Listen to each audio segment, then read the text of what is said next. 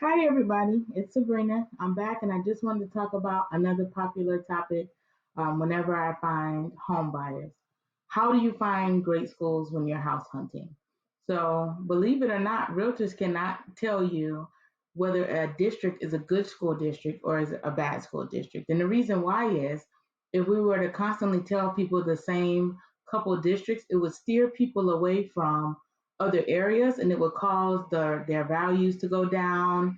It will cause just like a negative view on that area. So we're not able to give our personal opinion, but what we are able to say is, oh, this is a popular district that, a lot of people are looking for. So this is a top area that people go to whenever they are shopping for schools, but we can't really give personal opinions or dig into that a little bit more. Some of the things that you do want to check for on your own, you want to look for school of choice districts.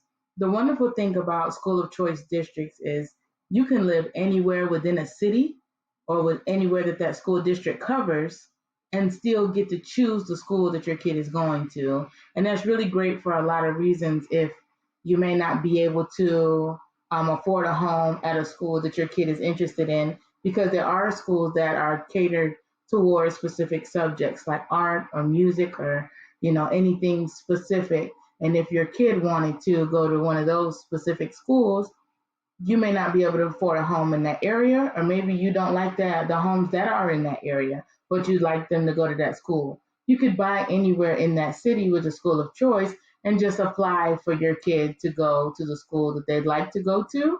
And then every year, once they're in, you just do a returning form and they'll continually stay in that school. It's not like a raffle or anything like that where they may constantly have to keep changing schools. Once they're in it, it's usually really, really easy for them to stay in it. They just need to fill out an intent to return document at the end of the school year. Another thing that people really look for is charter schools or private schools. Now, those are just kind of based on really how your kid learns. If you see that they kind of learn maybe differently and they're more hands-on, like charter schools are known for being really hands-on, being really visual, just being a different type of learning and providing unique learning opportunities. Not better or worse than any other option, but just it provides unique abilities, and you can research some of those as well. Private school, so I know certain parents will opt for this option just because that school is close to where they're working, especially if they're moving to Dallas and they're going to be downtown or they're going to be in a specific area that has tons of schools around, but they'd like them to be close to their job, easy for pickup and drop off and after school activities, or maybe they even live close to where they work. It's a really good option. And if you like spiritually based education, is a really good option because the majority of the private schools in DFW are spiritually based schools. Another option for you is to research nearby activities because sometimes the school isn't enough. You know your kid and you know what they respond to well. And if they like, a lot of sports and they like doing a lot of things within the community, you're going to really want to make sure those things are available for them as well because that really supports the school being able to really support your child as well. Another good thing to look for parks, look for nearby libraries, look for churches nearby. All of these things are going to help them and support them in their education. All of these other things, right, support their growth and learning outside of just the classroom, and it will help for a lot of different opportunities that they'll have.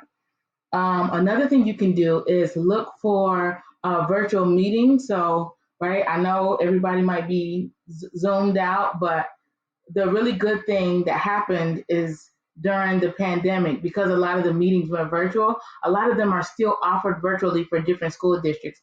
You can attend some of those school meetings. If you're on the website, you'll see a Zoom link 9 times out of 10. And you can attend some of the school meetings virtually. You may not be able to voice your opinion, but you can listen in and see what are the types of things that the school district is looking for. What are the types of things? Are they expanding?